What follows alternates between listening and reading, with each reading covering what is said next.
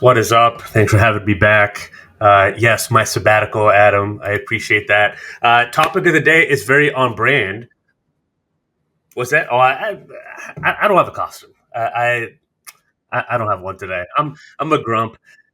It's the Hot 100 with the Grinch, Clark. Yeah. Uh, so today we're talking making boring topics unboring for your buyers. So it's a good, interesting segue from the Dunkin' Donuts chat. I talk to recruiters, both corporate agency, all day, every day, and a lot of the pushback I get with coaching them on content, helping them write content, especially for LinkedIn, is I don't want to talk about boring stuff. I don't want to be boring and just talk about hiring.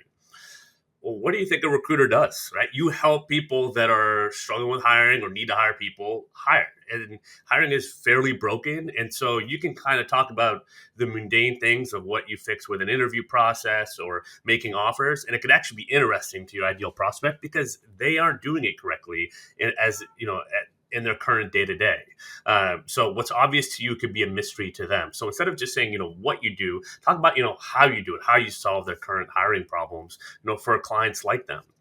So you want to make the complex for them simple, right? So not just highlighting the services and the pricing models, right? But dive into kind of what that looks like in real time, right? Show, don't tell, right? Like why did a candidate fall through, right? Why their job description, isn't attracting the right candidates, right? Or why their interview process is too long, and share those stories of your successful placements and how you help the client turn around the hiring process. That's what people want to buy from, right? It's not just, hey, we recruit top talent, or posting a bunch of motivational stuff and trying to be Gary V, or posting about National Hug Day or what costume you're wearing. I'm just kidding. It's you don't want to you want to show how you win, right? Buyers buy from people that are winning and can solve their problems, right? And so deliver those insights, share all that, show what they're missing out on in terms of a more successful hiring process, getting the talent in the door that they want, or why maybe they're losing good talent and it's going out the door, right? Show how you're solving the relevant problems. That's how you're going to create content that's going to drive revenue and drive your market to behaviors that you want from them. So that's what I got, y'all. Fascinating.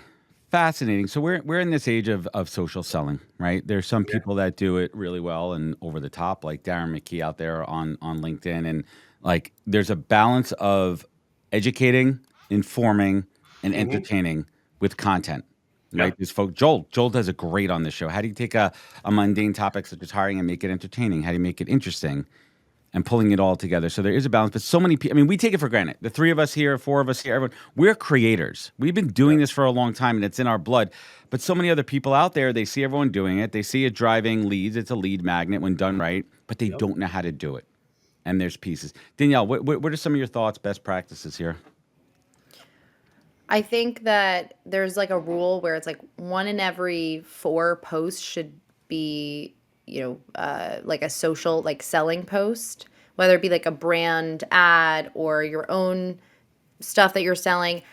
Honestly, I think it should be less than that. I Mm, think it should be like one in every 10 posts. If, mm, you know, I think it's different if you have a podcast and you're promoting your own show or something. But if you're promoting I don't like know what that is. a course that you, a course that you sell or something that where you're really selling something, I think it should be like a little bit less than one in But four. but let's yeah, I mean like let's think about it. Why are most people here on social media, on especially on LinkedIn? They're trying to sell something, right? Let's be real about it. We're trying to sell something. We're trying to sell Right. our brand. We're trying to sell a product. We're trying to sell a course. We're trying to sell a job. We're trying to sell something. So figuring out the right way to do that, that's going to speak to your target audience, do it in a compelling way. Don't make it cringe, right? These are tough balances. So Clark, what are some of the things you're hearing from kind of these new creators in your course, in the digital recruiter course, and how do you work with them to find their voice? Yeah, and it's a great question, and Danielle has a point. The call to actions, and that's one of the things I teach them not to do, is don't just say, "Hey, if you need a great recruiter, like message me at the end of every post," because that is cringeworthy. And so, how It can doesn't you? work either. It doesn't. It's you want to sell without selling, right? So these stories and sharing the insights, and it's almost think of it as like I tell them think of it as a behind the scenes, right? People love like the behind. I'm a Boston Bruins fan. I love hockey. They have behind the B, right? And that's like, you see the interviews with the players and all that. Like, the players aren't saying, hey, go buy tickets to our next game. They're just showing who they are, what's going on, and give an insider's look. That's what, to me, the best content, and the recruiters that are having the content perform and turn into more leads and turn into revenue. They're kind of giving the behind the scenes of what's going on in their day to day with their conversations with clients, with candidates. And if you can bring that voice out, and that's what I help them do, is kind of bring those stories out, articulate them, and organize them. And you're giving the behind the glimpse of of the day in the life of a recruiter, which sounds super boring to 99.9% of the people out there, but to maybe your ideal next hiring manager that's had terrible experiences with recruiters, or if you're a corporate and you can't find the right people in the door, you stand out and you resonate, and they're going to follow along. And that's who you're talking to. Yeah. Your next best client, not the world.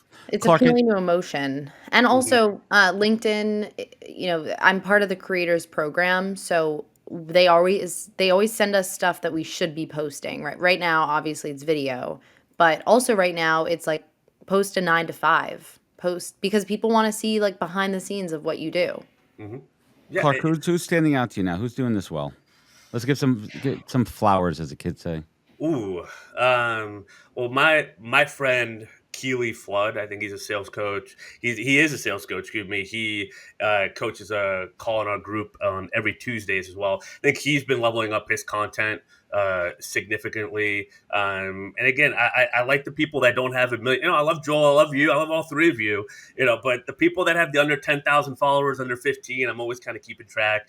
He does a great job. Kind of other coaches in my circle, I've always liked their. Will McGee has done a really good stuff. Oh, Will's great. Posting content. And I've worked with Kim Henderson a lot. Like, she really knows her stuff and has a crazy background. And I think her stuff is really evolving to kind of show more of that expertise. And that's kind of more in the recruitment coaching world. And obviously have a bunch of digital recruiter clients. Shout out Joe Seabach, who was a professional poker player. He just had a post go viral, and he's in the program right now. And he took my advice. This is what this topic was based on, was him not wanting to post the boring stuff. He leaned into it. He did. And it blew up. Well, I mean, that's also niching down, right? And then that's another topic too. Are you going wide for everybody? Are you niching down to your ICP? Yeah. And then how do you take that content and make it somewhat engaging and entertaining? It doesn't always have to be over the top entertaining, but how do you make that content engaging and thought provoking to speak to those people? We're not talking about the big time creators out there who the BS post. You don't have to be Joel. You don't need 2 million followers or whatever. No, you don't need to write things like, just remember that candidates are human. You don't need that. You got to niche down. Clark, what else is coming up? What do you got cooking? Ooh, we got cooking up. No, we're just doing what we do. Digital Recruiter. You can check us out, digitalrecruiter.io.